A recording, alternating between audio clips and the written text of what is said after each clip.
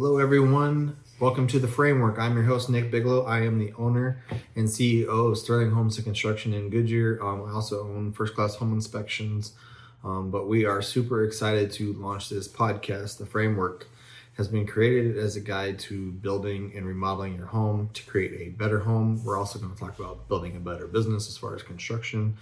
A little bit of background about me. I'm an Arizona native. I grew up in Tonopah. Growing up, I grew up with my grandparents. My mom was in the military, so I stayed with my grandparents. My grandfather was in construction, so I was on the job sites a lot, helping him clean up and stuff. I remember a lot in school growing up, my free time. I'd be drawing houses like I wanted to build when I grew up. It was just kind of one of those things, those passions that I had. I remember a couple of them. You had their own bowling alley. It was fun to do. I just enjoyed it. I always was kind of interested in construction. I remember one day my grandfather and I was away. I decided I wanted to build a treehouse. So we had a Palo Verde tree out back, gathered the wood. We had some from leftover projects, grabbed the power tools. No experience really using a lot of those, skill saws and stuff. So a little bit terrifying at that point. But I figured it out, built it, nailed it together, put it in the tree. Didn't come down. It was very secure. Didn't lose any fingers. Everything is attached. I don't remember if he got mad at me or not, but it was there for years. My cousins and I would hang out through the years, and just as a platform, it had no walls, so if we fell off, obviously it would hurt. I had my grandfather on a lot of projects growing up, so kind of learned almost every part of the trade as we kind of go through. We had done plumbing, electrical, roofing, painting, almost anything we did as I grew up. Before getting married to my beautiful wife and my best friend, known her through high school, I took a job building manufactured homes. Built several homes a day because they just roll through the line, right? I would build the walls, install the drywall, and then set the walls as they come down the line. After I got married, at the age of 20, we moved to Colorado Springs to try something new. Took a position at a shed and garage place. And then they were competing with Tough Shed. I had a lot of fun building sheds and garages, got to go out and do stuff, build stuff. I just really liked working with my hands and building stuff. It was really fun. We started expecting our first child, my son Kyle, and we decided to head back to be with family, to have around to help. We came back trying to find a new position, obviously coming back. I went to work, temporary job building a KFC, and then tried to find some things. So couldn't figure out what I wanted to do, just kind of take a break, stepped away from construction, decided I was going to try driving truck. Really didn't want to do the long overhaul, but that's kind of where you had to get your experience, right? So I did it for a little bit till my son was born. Then I found a local job, stayed home, did that for a few years. Really got honestly bored of it real quick. Just sitting all day. I helped my family members, like I remember probably 21, 20, whatever in those 8 range. I helped build my uncle's father's house. I helped build my aunt's house from the ground up. And my wife and I wanted a new place, so we started looking around, and I decided, you know what, I have the knowledge, why don't we just build one? So at 22, I started drawing out the house. We got it drafted out into plans. 23, I built our first house. So we designed, built, did really a majority of the work on that house. Some of the bigger trades like concrete, drywall. It was too hot to do roofing. I could have done it, but I decided in July I wasn't going to do it. So I hired somebody else to do it. Did the plumbing, we did the electrical. So I really kind of know that process coming, right? Even from a young age, I just knew, it's in my DNA. I feel like it's just my construction DNA. So when we did tile work, floors, we did all that stuff in my own house. It was great. Came out really fantastic. I was really happy with what we accomplished, especially at such a young age. I decided I wanted to start my own business. I always kind of had that entrepreneur spirit. So what I decided to do is start my own shed and garage business. So we created, at the time, it was called Bigelow Storage Buildings, to compete with Tough Shed. Went to home shows, advertise obviously in the newspaper and all those other places that you would advertise, right? So we did pretty good our first year, maybe half a year we did 150K. Second year 250. You know, I didn't really know much about marketing or running a business, but we were doing well. It was just fun. I did everything from basically drawing out the plans. I did that. I submitted all the permits. We did all of that stuff. I did pretty much all that stuff myself. I hired people obviously to help me with some of the build as far as the big stuff. We had our own website. So a lot of that stuff, very little knowledge, but we figured out. I just had that passion for construction. I wanted to do more. I was doing really well. I wanted to do more. I really was passionate about building a house. I enjoy building a house so much. I wanted to build good quality homes. But then the market crashed in 07, 08, right? So it was kind of hard to get past that. So I went back to doing something I could do to take care of my family at the time, driving a truck, right? Just as I could figure out what I wanted to do. So got stuck doing that for a few years while the economy recovered.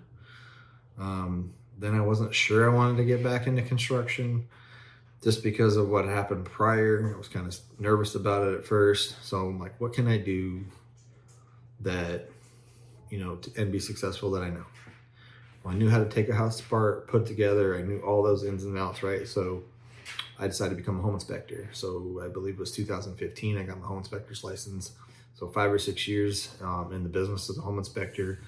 Inspected a couple thousand houses, but I was getting frustrated when I would inspect houses that were flipped, new construction houses, like from spec build or not custom homes. I did a few custom homes, honestly, that were done wrong, and that's when I got called in.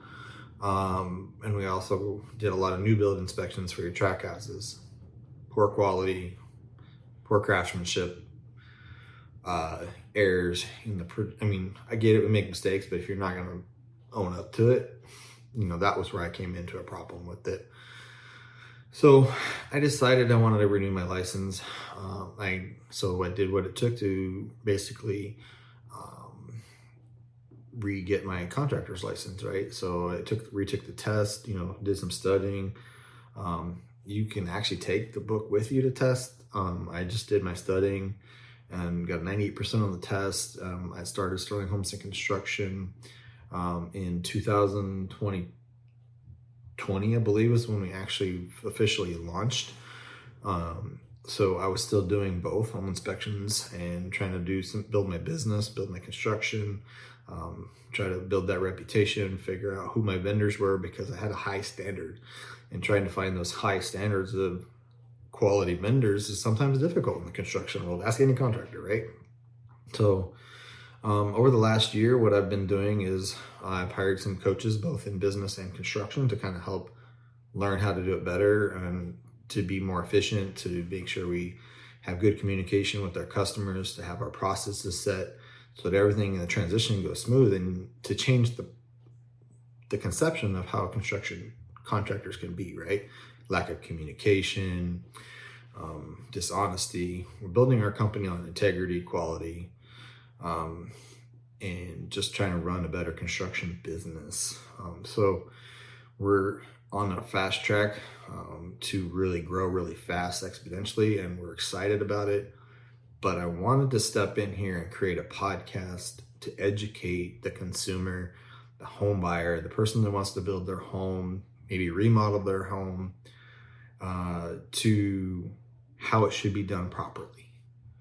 So what we're going to do is we're going to break this down. We're going to have different episodes, different shows. We're going to basically break down the whole process. We'll walk you through finding the land. We're going to get all kinds of different people on here to help us to explain the process, finding land, getting your plans done, getting your permits ready, any problems in the foreseeable process. You know, we're going to talk about the whole process, and then from there, once the permits are issued, what are those next steps? Where are we at? What's going to happen next?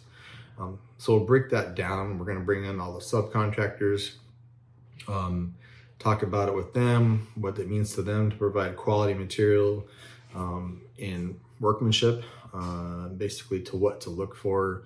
We don't want any shortcuts, right? We make sure it's done right. So we're going to break that down for you of what should you be looking for, what you should ask your contractor, whether it's us or someone else. we want you to be informed. So that's what we're going to do. We're going to go through that. We're also going to educate you on the different types of builds, right? There's many ways to build your home. You can do frame construction. I've seen stray hay bale construction, ICF. It's a very popular thing coming up. I'm really excited about that. We're working on getting our certification in that because it's passionate, it's in green, it's environmentally friendly. We're going to talk about that kind of stuff, different build materials, pros and cons, cost versus all that, flooring, anything we want to talk about, just so that you know what you're looking for a quality build, what you should use. So that's basically what we created this podcast for. And then we are going to talk to probably some lenders, talk about that process. We're going to talk to designers. We're going to talk to people in the industry of real estate. What's the trends? What are we looking for? All those kind of things that will help guide you and inform you through the process. Tips, all that kind of stuff. So last but not least, don't want to go too long here. We're going to start figuring out where we're going to go here with our next step. But if you're looking for a contractor and you're in the Phoenix metro area, and you haven't found someone you can trust, Sterling Homes Construction, we would love to help you build your dream home, make it a reality. Our motto is experience craftsmanship, live in luxury. And you can check us out at sterlinghomesaz.com, schedule your consultation, or call us at 602-717-2683 if you want to follow us on social media. Sterling Homes AZ, at Sterling Homes AZ on Facebook, Instagram. If you have any questions you would like to answer on this podcast, feel free to reach out to us through those venues. We'd be happy to take your feedback, information, and create something for you to educate you and others on that if you have a particular question. So for today, that is it. I'm your host, Nick Bigelow with Sterling Homes Construction on the Framework. We look forward to educating you and teaching you as we go through, and we will see you next time.